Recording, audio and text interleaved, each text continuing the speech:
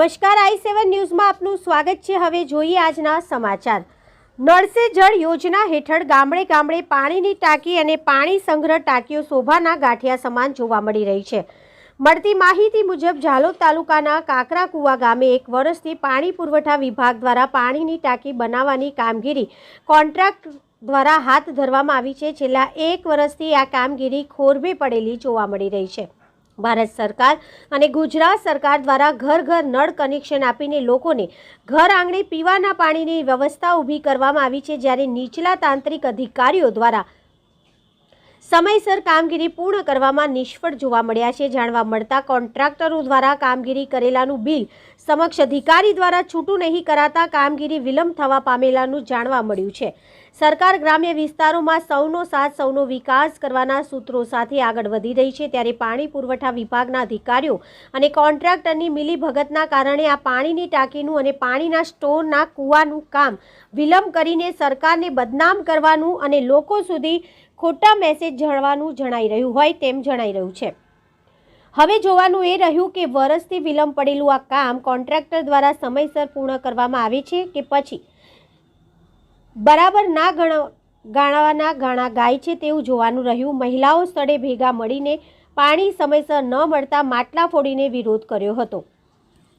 Reporter Kalubhai Damor, Dahod જિલ્લા bureau ચીફની સાથે cameraman Sensing Bariya.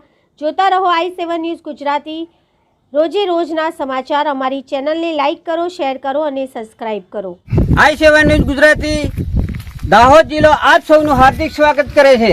આજે અમે કાકરાકુવા ગામે આવીને જ્યારે આ નળ સે જળ યોજના ભારત સરકાર અને ગુજરાત સરકાર દ્વારા જે ઘર ઘર નળ પુગાડી અને લોકોને પાણીની સમસ્યા દૂર કરવાની યોજના કાઢવામાં આવી છે, ત્યારે આ કાકરાકુવા ગામે એક ટાંકો અને પાણી સંગ્રહ કરવાનો ગોઠવો જે બનાવવામાં આવેલો છે। છેલ્લા 1 વર્ષથી લોકોનું એમ કહેવું છે કે છેલ્લા 1 વર્ષથી આ કામગીરી ખોરબે પડેલી છે અને કોન્ટ્રાક્ટરને મિની કોન્ટ્રાક્ટરને પૂછતા તેઓ એવું જણાવે છે કે આ ટાંકાનું અને આ ટાંકીનું કોન્ટ્રાક્ટરને સમયસર બિલ ન મળવાને કારણે આ કામગીરી ખોરંભે પડેલીનું જણાય છે।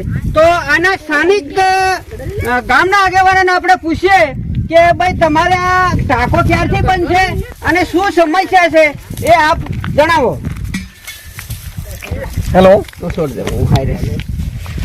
1 વર્ષથી કામ બાકી છે, બરાબર, જળ સંચય યોજના, બરાબર।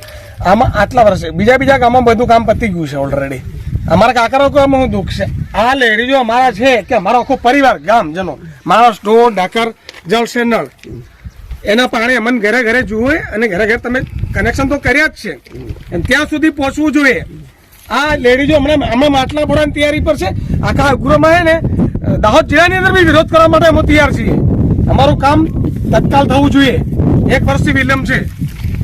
તો આ હતા આ એક આગેવાનના કાર્યક્રમ। હવે ત્યારે બીજા પણ એક ભાઈ ઉપસ્થિત છે આ ગામના આગેવાન, એમને પણ પૂછીએ કે ભાઈ તમારે આ પાણી નળ સે જળ યોજનામાં શું સમસ્યા છે, જણાવો। એમાં એવું છે કે કોન્ટ્રાક્ટર એવું કહે છે કે મને પૈસા ના મળવાથી મારું કામ બાકી છે એવું કહે છે, પણ એ પૈસા મળે કે ના મળે અમારે કઈ અમારે તો કામ થવું જોઈએ। તો કેટલા સમયથી આ કામ બંધ છે? હવે આ 1 વર્ષથી કામ બંધ છે, કઈ કામનો કઈ ઉકેલ આવતો નથી, એટલે મારે કામ આ વર્ષની અંદર થઈ જવું જોઈએ। તો તમને ઘર ઘર સુધીના નળની કનેક્શન આપી દીધેલા છે? અડધા બાકી છે, અડધા આપી દીધા છે અને તૂટી ગયા છે, અડધા તૂટી ગયા છે અને અમુક નળમાં પાણી બી નહીં આવતું। 1 દિવસ ચાલુ કર્યું હતું પણ એમાં પાણી આવ્યું ને અમુક પણ આવ્યું, અમુક ને ત્યાં નહીં આવ્યું, એવું થાય છે। અને ચકલી બધી ઓરિજિનલ નહીં વાપરી, ચકલી ચાલુ કરે અમુક માં પાણી જ નહીં આવતું, તૂટી બી જાય। કોન્ટ્રાક્ટર ને પૈસા મળે કે નહીં મળે અમારે કોઈ જરૂર નહીં, અમારે તો કામ થવું જોઈએ અને કામ પાણી ચાલુ થવું જોઈએ। 1 વર્ષથી ટાંકાનું કામ બંધ છે, ટાંકીનો ને ટાંકાનું આ કાકરાકુવાના ગામની મુશ્કેલી આ બહેનો પણ સામે કેમેરામેન ને જણાવી છે કે આ બહેનોની કેમેરામાં કેદ કરીને તો માટલા શા માટે લઈને ઉભા છે એના માટે ને આપણે એક થોડુંક હાઈલાઈટ કરીએ। તો બેનો માટલા કેમ લઈને ઉભા તમે? પાણી નથી આપતો, ફોડ દરવા કરજે। એવું? તો પાણી ફોડ દો તો પાણી મળી જાય તો મળવો માટલો ફોડ દરજે। તો આ બેનો પણ તેમાં આ માટલા ફોડવાની એક કાર્યક્રમ પણ યોજ્યો છે પાણી નહીં મળવાને કારણે. તો આ હતા કાકરા કુવાના પાણી પુરવઠાના